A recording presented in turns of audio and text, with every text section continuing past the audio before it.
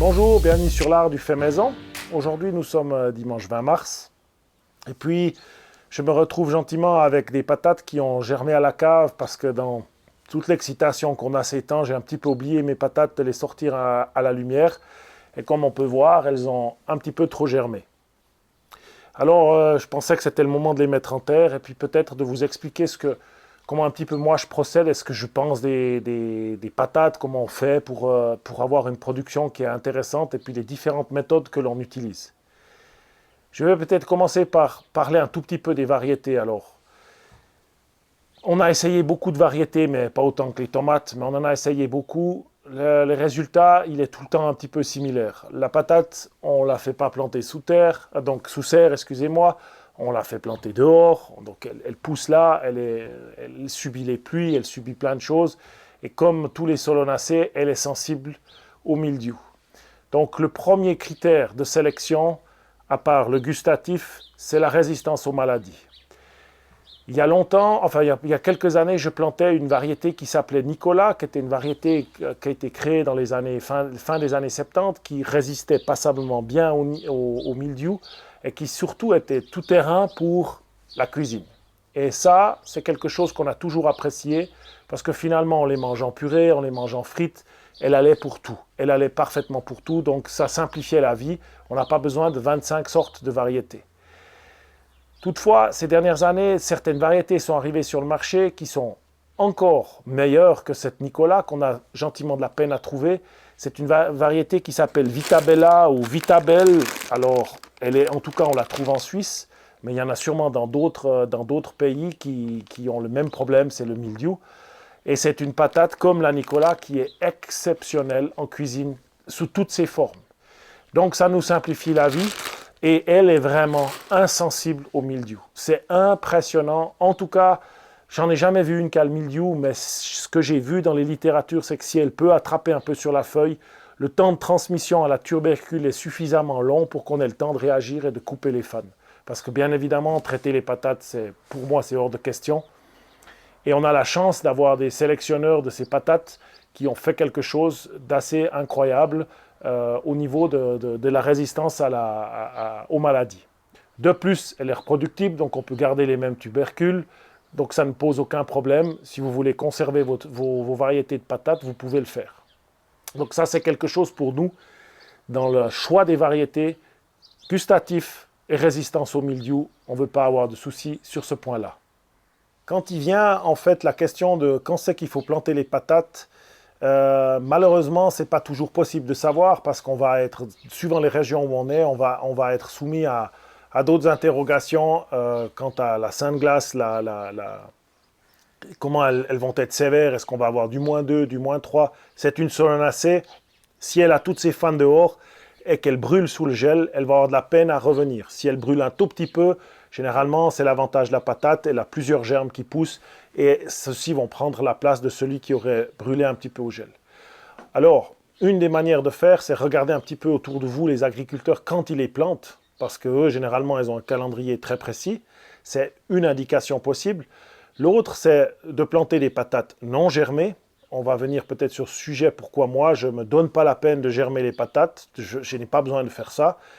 Et l'autre chose, c'est que quand on plante sous un paillage, l'avantage du paillage, c'est de garder l'humidité, enfin on les connaît, mais l'autre, c'est aussi de garder le frais au printemps. Et ça m'intéresse pour les patates parce qu'elles vont se retrouver dans un frigo et elles vont germer au moment où la terre va arriver à bonne température et généralement, elles n'ont pas d'avance par rapport à justement ces saintes glaces que je veux éviter. Si toutefois, et ça arrive parfois, elles sont déjà un petit peu dehors au moment des saintes glaces, j'ai trouvé une parade très très simple pour lutter sur ça. Je prends un moment le soir, je mets de la paille et je couvre toutes ces tiges avec de la paille et la gelée au sol se pose sur la paille et pas sur la patate. Et en règle générale, je sauve la majorité de toutes mes patates comme ça. Peut-être elles ont un tout petit peu brûlé, mais ça suffit au lieu de les couvrir. J'avais essayé avec des draps, des pots. Mon Dieu, on s'est fait attraper des fois.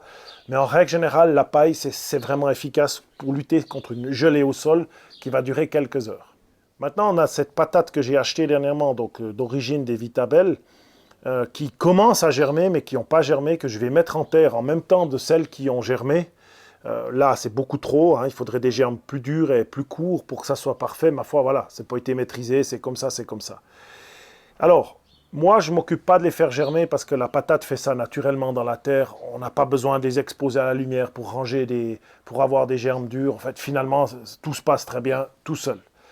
On a souvent fait l'observation que quand on plante des patates, on en oublie en terre. Et les années suivantes, comme par miracle, elles sortent au bon moment, pas avant les saintes classes. Et puis généralement, personne ne les a fait germer vu qu'elles étaient sous terre. Et on a aussi remarqué que ces belles patates oubliées, ça nous donnait aussi des super patates à manger. C'était souvent celles qui en avaient le plus. Donc en fait, moi j'en ai déduit que faire germer, c'était un travail, pas inutile peut-être, mais en tout cas un travail que moi j'estime pas avoir besoin de faire. Maintenant, lorsqu'on a ce genre de germe sur une patate, il y a des chances que lorsqu'on va la planter, le germe va se casser. Et s'il se casse, bien évidemment, celui-ci ne va pas repousser. Mais sur une patate, la nature est bien faite. Il y a au moins 2, 3, voire 5 petits points où les germes vont pouvoir sortir. Et cette patate, elle va, maintenant que je lui ai cassé son germe, elle va tout aussi bien pousser que celle que j'ai achetée du commerce parce que les germes vont sortir sur différents yeux. L'autre chose des fois qu'on me pose la question, c'est si je garde les patates, parce que par exemple, j'en ai pas beaucoup cette année, mais elle a une partie verte, ça veut dire qu'elle a été exposée à la lumière. Qu'est-ce que je peux faire avec? Alors, soit couper tout le verre pour le manger.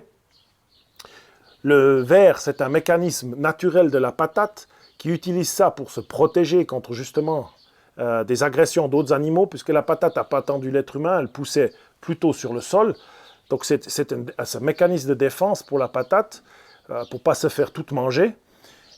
Soit donc, si je veux la consommer, je dois couper le verre. Puis si elle est verte, moi je garde toutes les patates vertes, surtout les grandes, belles, finalement, pour refaire des plantons avec, parce que le vert, ça ne change rien, ça ne va pas me donner des patates vertes, elles vont pousser tout aussi bien que les autres. Une autre question qu'on se pose souvent, c'est quelle est la taille idéale de patates qu'il faut garder pour planter? Celle-ci vient du commerce, ça répond à la question. Plus petit, ça peut aussi fonctionner, jusqu'à même une épluchure, ça va donner probablement un résultat moindre qu'une belle patate, parce que ça, c'est la réserve de départ pour la plante, pour donner les racines, pour donner les futurs tubercules. Et une grosse patate, en règle générale, va donner plus de patates. Mais ça m'arrive, moi, de les garder jusqu'à une taille un petit peu plus petite. Ça, j'estime que ça peut on peut fonctionner. On pourrait même couper ces patates en deux, puisqu'il y a des germes sur plusieurs, si on peut appeler ça des côtés, il y en a de ce côté, il y en a de ce côté. On pourrait même couper la patate et ça fonctionnerait aussi. Mais voilà, moi, je garde généralement assez de patates abîmées ou vertes, un petit peu vertes, pour recommencer une nouvelle saison. Et j'achète toujours quelques-unes neuves si je les trouve pour repartir sur du neuf pour ma future sélection, pour garder les belles patates. C'est là où je vais garder les futures plantules de l'année suivante avec les plus belles plantes.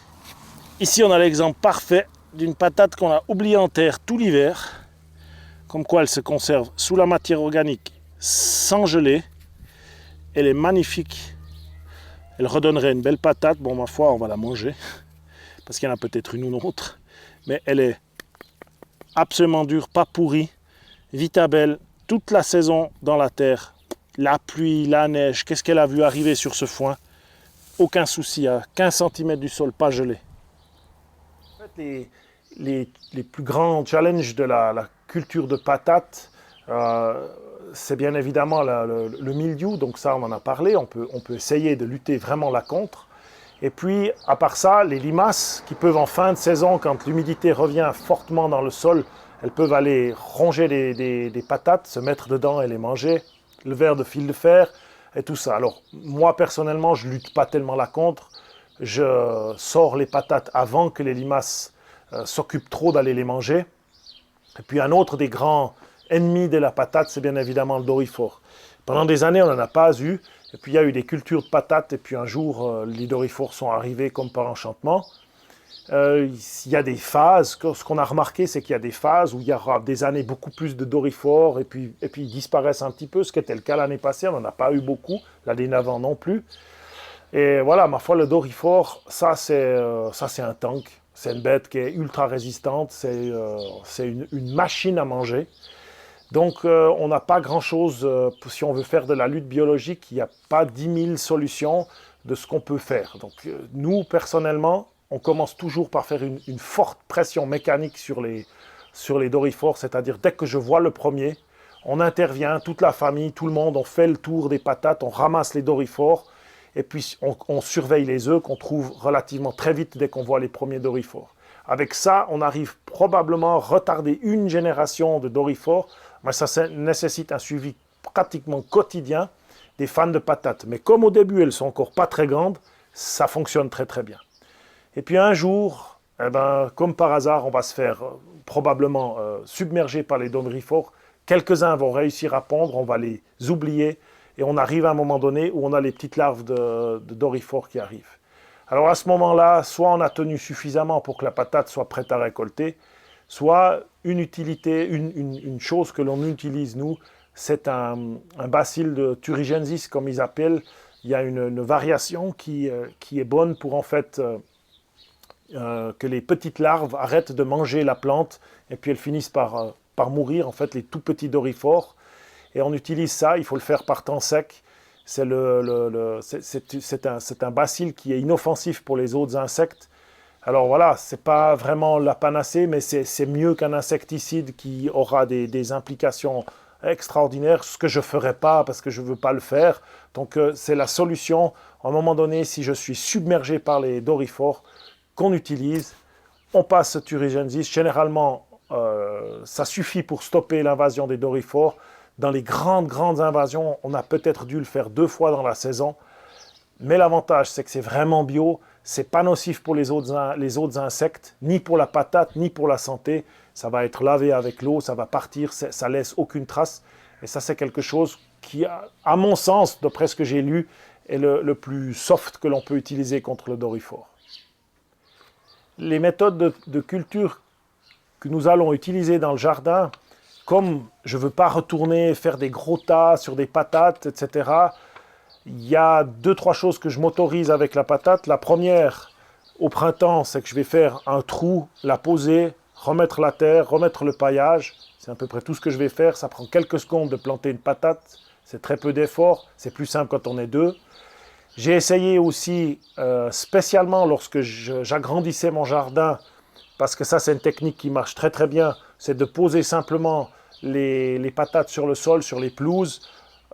Moi j'avais mis un tout petit peu de terre ou de compost sur la patate, mais pas beaucoup, hein, une petite pelletée, recouvert de paille, recouvert de tonte. Au fur et à mesure qu'elle pousse, la patate, on amène de la matière organique. L'idéal, ce serait peut-être le foin, parce que le foin, il est complètement, c'est déjà un mélange de paille et d'herbe, c'est déjà parfait.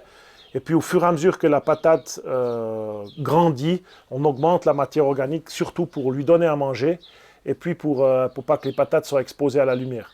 Ça fonctionne bien, c'est un peu de travail, mais ce n'est pas du tout de travail au départ, mais il faut suivre la culture et il faut être attentif. C'est pour ça que moi, je n'utilise pas cette méthode ici, parce que finalement, lorsque je la mets à 20 cm de profondeur, j'ai déjà du temps jusqu'à qu'elle monte jusque-là, puis ensuite le paillage, généralement, suffit jusqu'en fin de saison, jusqu'à la récolte, pour pas qu'elle soit exposée à la lumière. Ou bien peut-être des fois on doit rajouter un tout petit peu de matière organique, mais c'est très peu de travail.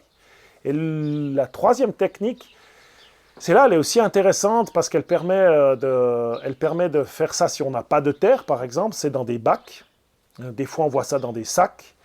Alors ça c'est une culture, par exemple là vous verrez, je fais ça dans des bacs noirs de récupération que j'avais trouvé une fois. C'est vraiment génial parce que c'est bien chaud. En début de saison, je pourrais même les mettre à l'intérieur des serres, ou surtout quand les fans sont dehors et puis qu'il y a un risque de geler au sol, je peux les rentrer dans les tunnels. C'est lourd, il faut les déplacer. Le challenge numéro 1 avec les bacs, c'est d'avoir, numéro 1 et 2, c'est d'avoir une bonne terre, parce qu'il faut quand même que la patate trouve quelque chose à manger dans ce bac, on ne peut pas la mettre dans n'importe quoi. Et puis 2, c'est l'arrosage. Dès que les patates sont dans un bac, le problème, c'est que si vous arrosez pas suffisamment bien, que la terre n'est pas en profondeur mouillée, vous aurez des plus petites patates que dans la terre. Ça fait plusieurs années que je fais ça, et plusieurs années, je remarque, c'est plus difficile d'avoir des grosses patates dans les containers. C'est du travail, encore une fois. Généralement, le problème, c'est que comme vous êtes sur un pot, les fans montent, et puis elles ne sont pas appuyées avec leurs copines à côté. Elles auront tendance à tomber comme ça du bac. Donc il faut aussi mettre un piquet au milieu, il faut les attacher. C'est plus de travail, mais c'est gérable et ça donne des jolies récoltes quand même de faire ça dans des bacs. En finalité, bien évidemment, le but c'est de les manger, ces patates, de les stocker, de les garder pour l'hiver, parce que c'est quelque chose, franchement, quand on a des patates l'hiver, nos patates, c'est toujours, on le remarque, c'est quand même bon. Donc la question c'est quand c'est qu'elles sont prêtes. Alors dans les variétés il y a toujours aussi des choix, des patates très rapides, moyennement rapides et puis de garde. Nous on ne se pose pas trop de la question parce que c'est vitabelle. On pourrait les manger plus vite, on peut les manger plus tard. Elles sont parfaites, donc c'est pour ça que j'ai qu'une seule variété. Et puis la récolte, il faut éviter d'attendre que les fans soient complètement séchés. À moins que vous ayez une année parfaite, pas de pluie. Enfin, c'est parfaite pour les solanacées, c'est-à-dire pas de pluie, pas d'humidité, et la patate va finir par perdre ses fans, elles vont mourir, elle va naturellement en fait finir son stockage dans les patates. À ce moment-là, elles sont prêtes. Seulement, c'est quand même en fin de saison, il faut commencer à faire attention avec ces patates. Et dès que le feuillage commence à jaunir en bas, ça veut dire que la patate, elle a gentiment fini de faire son stockage de sucre à l'intérieur des tubercules. Et elle se prépare à mettre une peau plus coriace autour de la patate pour la protéger. Et à ce moment-là, on peut couper les fans et même laisser en terre les patates jusqu'à la récolte qui peut se faire par beau temps ou plus tard. Souvent, nous, on les récolte septembre. Moi, j'essaye de pousser la récolte parce qu'elles sont bien dans la terre, elles sont bien gardées. Bien sûr, elles sont quand même tributaires des campagnols. Il peut y avoir d'autres choses qui arrivent, donc il ne faut pas trop insister. Et puis ensuite, pour les stocker, dès que je les sors à cette période, souvent je fais les techniques que j'avais expliquées dans la vidéo de conservation des légumes racines, soit dans les pots, soit directement dans de la terre très sèche, et les patates se gardent extrêmement bien comme ça. J'ai jamais essayé trop de les garder dans des sacs. Il faudrait éviter en tout cas de les mettre trop froid dans des sacs. Moi, je ne suis pas expert dans la conservation des légumes dans des sacs de jute, des sacs en papier. Je trouve que la méthode dans la terre sèche, c'est celle qui fonctionne le mieux pour nous et qui nous permet d'avoir des patates fraîches, entre guillemets, le plus longtemps possible. Nous reste à vous souhaiter une très belle saison de récolte de patates, de plantation. Et n'hésitez pas à nous laisser des commentaires, on aime toujours bien y répondre et avoir des avis là-dessus. Et puis à tout bientôt, alors dans une prochaine vidéo. Au revoir.